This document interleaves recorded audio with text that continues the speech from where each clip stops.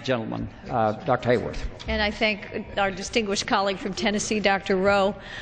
Dr. Rowe, in New York's District 19, I've been sharing a headline with our seniors and with all of our citizens, which is that the Affordable Care Act ends Medicare as we know it. It ends Medicare as our seniors know it, and you, sir, have stated the reason exactly.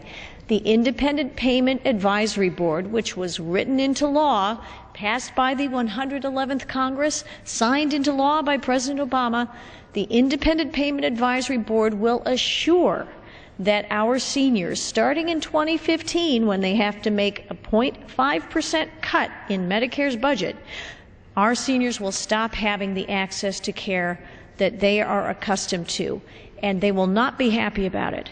And then in every successive year, in 2016 it will be 1%, 2017 1.25%, 1.5% if I've done that math right, Dr. Rowe. Our seniors will find that their access to the doctors they know, the doctors they prefer, will not be the same. So when we talk about what we need to do as a nation, we in the House majority have pledged to our seniors that we will keep the promises that America has made to them to make sure that Medicare benefits remain secure and safe for as long as they need them, which is why in the budget that we passed in April, the Path to Prosperity budget, we guaranteed that seniors 65 and above, and in fact our citizens age 55 and above, will not see changes to Medicare as they know it. That gives Americans 10 years at least to prepare for a more secure future for Medicare for exactly the reason that you've talked about, Dr. Rowe, which is that we have many blessings in this extraordinary country. And one of them is that we do continue to make wonderful advances in medical science. And they do come at a certain cost.